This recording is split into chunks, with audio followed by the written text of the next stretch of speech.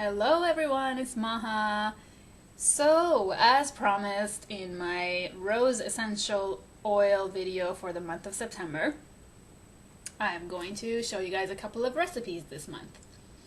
And this first one I'm going to show you is going to be a beautiful rose tea.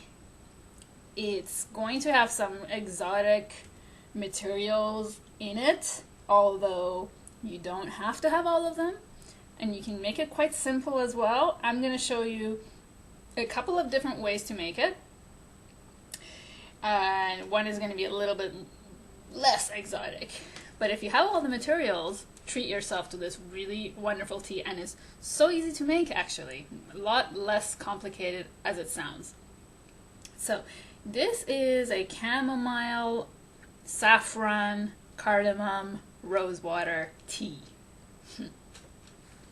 What I've done here is I've made a pot of chamomile tea, and it's steeping right now.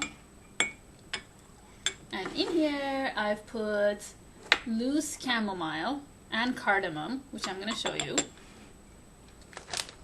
So I've got this bag of loose chamomile whole flowers. And all I did was I just put one scoop, this is probably 1 tablespoon scoop of loose chamomile tea, just like one big scoop of it, inside my teapot. I didn't even use one of those little round balls, can't think of their name right now. I just put them loosely in here. And I also added cardamom.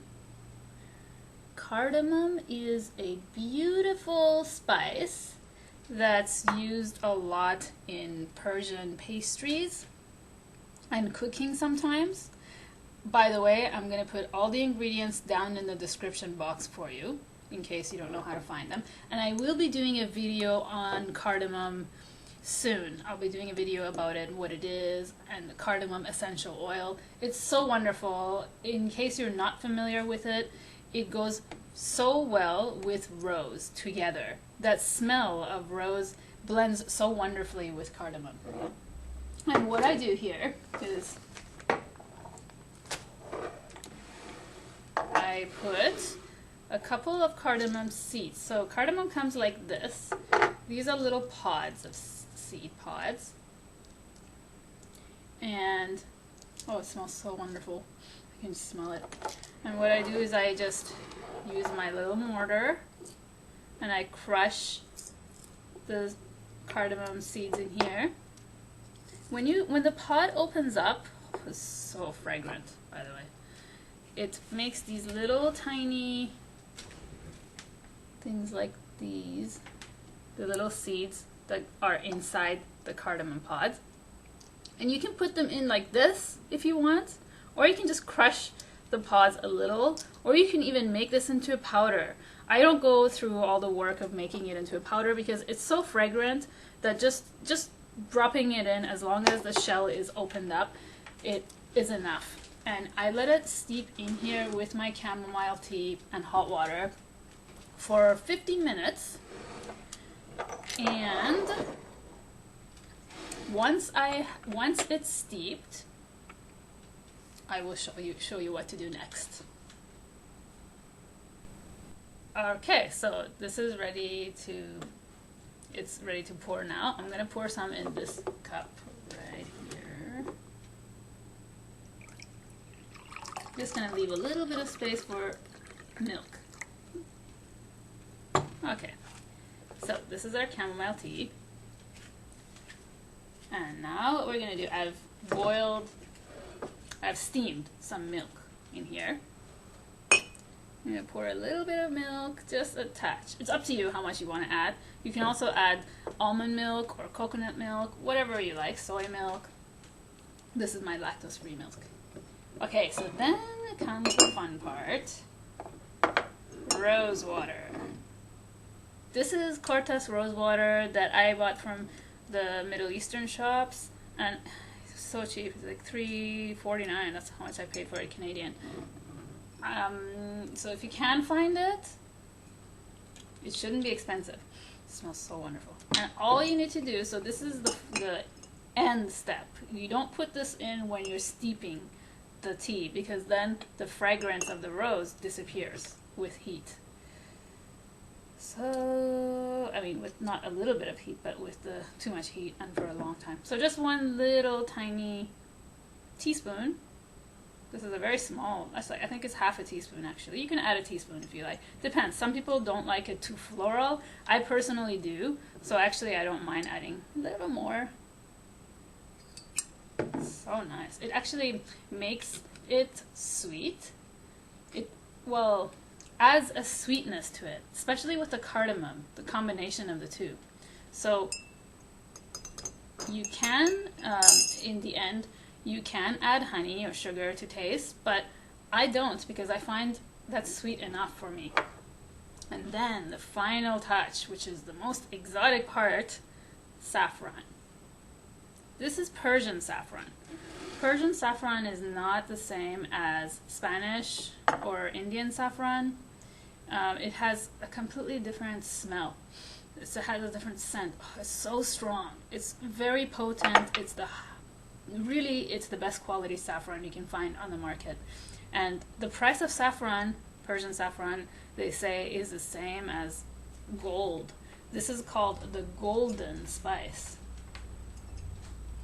You just need to add a tiny pinch if you have this in your possession. And if you don't, you can still use any other kind of saffron if you like the flavor of it. So as you can see, I just added a tiny, tiny pinch. Okay, and that's enough. So I'm going to make my camera a little closer. And see how it turned yellowish? I'm going to stir this. And there is your tea. I'm also going to show you how to make this with, instead of steeping it with loose chamomile flowers, with tea bag. So much easier. One thing I have to mention is if you're adding saffron, really, you have to add very little, especially if it's Persian saffron. Did you see how much I added? Like, I just basically dipped my finger into it and put it in. It's all yellow now, and I just tasted it, and it's a little too bitter, which is fine because I'm just going to add more milk in here. And if I want, I can add more rosewater, and I can sweeten it if I like. One thing I wanted to just quickly mention, if you don't have rosewater, and if you can't get rosewater, you can always use rose petals. So what I did is I took roses from my own garden and I dried them. I dried the whole roses. As you can see, there's also a rose hip in here. And you can drop this in at the end. You can put it in your tea. Just add a little touch of rose. Or when you're steeping your tea, just the way I showed you in the beginning with the cardamom and the chamomile, you can also put a little bit, like it just I don't know, maybe 1 tablespoon, up to 1 tablespoon of the rose, and you'll be surprised how fragrant your tea will be, even without rose water. So that's that. Now another quick way to do it is with the tea bags. So here I've got some hot water already going in my teacup, my glass teacup. Then this is what I'm using. I'm using chamomile tea bag right here. And that's the simplest way to do it. Sometimes when I'm in a rush, I just drop one of these in my cup. Hot water, warm milk, just a touch, and then a little bit of rose water. And most of the time, honestly, I don't even put saffron. Saffron and rose water are both good for depression. They are very uplifting. So this is a very nice morning tea. If you could just use a couple of cardamom seeds in here. That will make it even more fragrant. And cardamom, if you can get your hands on it, it's really nice.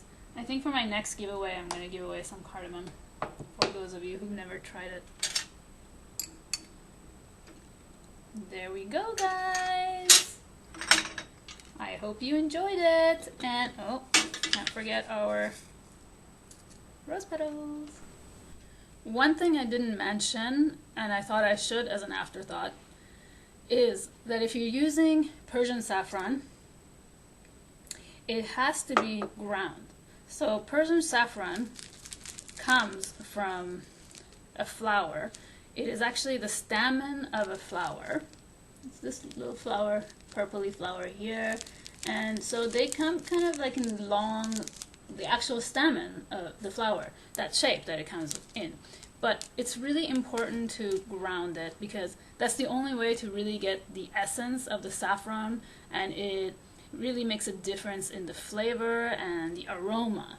And if you are just going to drop it in like this, I mean, it would work, but it's not going to give you that strong taste and scent, and it'll probably be a little bit of a waste. And as you know, saffron is kind of expensive, so you can just ground it into a powder using a mortar like you did with a cardamom, or an electric coffee grinder if you like, and that's it. I will do a video later on in the future about saffron. That's why I didn't want to get into it too much.